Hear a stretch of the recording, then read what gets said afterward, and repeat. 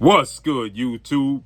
It's your boy, Blue Blood Sports TV, and I'm back at y'all with another one.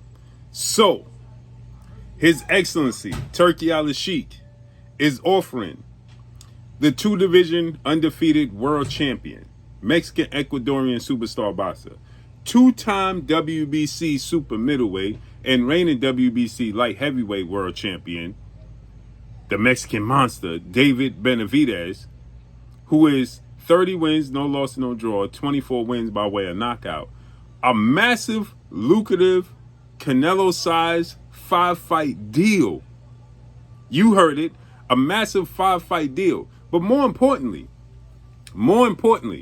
this deal is a deal that will certify and stamp David Benavidez as a Hall of Famer should he fight and win all these fights. Get all the money he's looking for, and this will make David Benavidez the pound-for-pound best fighter in the world, because by the time he finishes this deal and these fights, the 5 fights, Terrence Crawford will be no longer in the sport of boxing participating.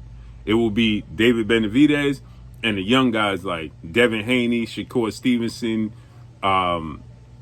guys of that man, Jerron Boots Ennis, right? That will be the next crop fighting for who's the pound-for-pound number one fighter. But David Benavidez has an opportunity immediately, instant gratification with the fights that he's offered.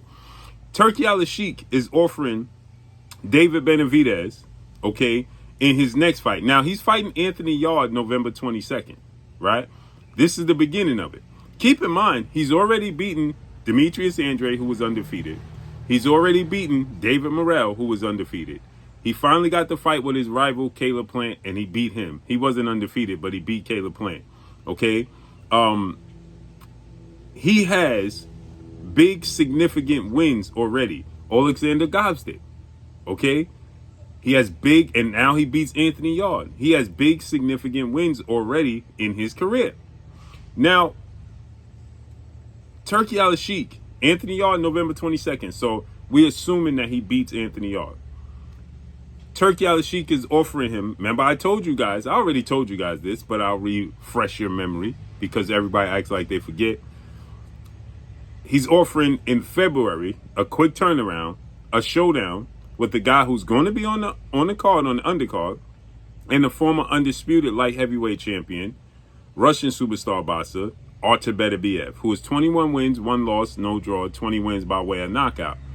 He's offering, Artur Beterbiev is fighting Dion Nicholson on the same card. So he's offering David Benavidez the Artur Beterbiev fight in February.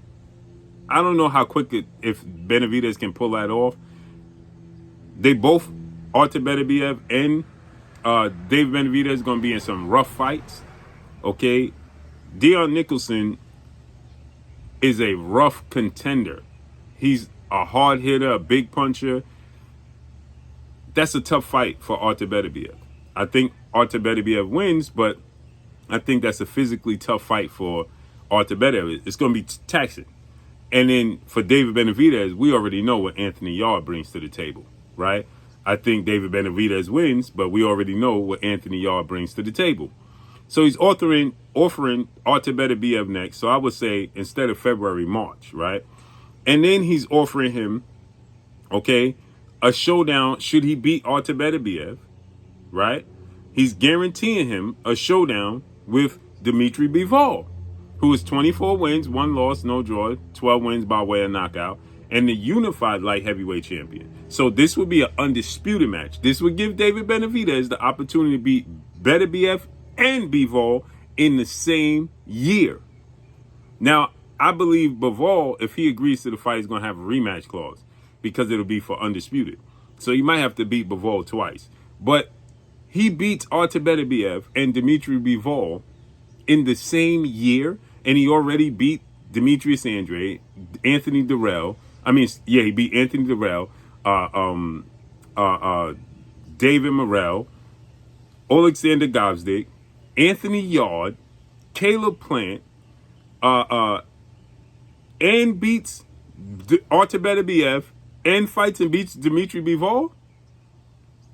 and become undisputed. Now, he would have to have 3 fights because, again, I think that Bivol is going to want a rematch. So he might, if he could get Artur Beterbiev in March, April, right? That's more realistic in my opinion, March. You know, then you get in the summertime, you get the Bivol fight, right? Then maybe like August, then maybe at the end of the year, that's pushing it. You're going to have to rematch Bivol. I'm pretty sure Bivol's going to have a rematch clause. So that's what he's offering, right? And then he's offering, should he win these fights, he's offering David Benavidez a showdown with Zurdo Ramirez, right? Which I believe David Benavidez will eventually, he's looking for this fight, Mexican versus Mexican. Zurdo, 48 wins, 1 loss, no draw, 30 wins by way of knockout. He got outclassed by Dimitri Bivol and lost. At cruiserweight, this will make him a 3-division champion. Now, Zurdo got to keep winning, but at cruiserweight. And then he says that if he gets past Artur Beterbiev, Dimitri Bivol, which would be twice, Zurdo Ramirez, that's the 4th fight, and he wants to make Opataya fight. Now, I don't know if Opataya will still be around, but that is a hell of a 5-fight layout. And it's a real, unlike that deal we was hearing about, Tank Davis, 7 fights worth $240 million. He's really offering a big fight and a big opportunity to David Benavidez. And the thing about it all for me is David Benavidez wins all these fights. Dimitri Bivol was the wild card for me for David Benavidez, but now that he's had back surgery, I don't think he'll move the way he used to move. I think he's going to have issues and lingering issues. His back surgery. I don't think he'll be as fluid as he once was, and I think that David Benavidez beats him. I thought David Benavidez beats him anyway, but this just convinces me even more. So I think David Benavidez beats Artur Beterbiev, right? His work rate, his pressure, his hand speed, his size is going to be a problem for Artur Beterbiev. And I think he beats Anthony Yarde, and I think he beats Dimitri Bivol. He wins all these fights. This makes him a first ballot Hall of Famer and a pound-for-pound best fighter in the world. He can achieve this in 3 years, okay? I'm stretching it. He wins in 3 years. That will make him 31 years old. Pound-for-pound best fighter in the world. And that's all I got for y'all. Follow me on Instagram at Blue Blood Sports TV, all one word. I'm gone. Peace.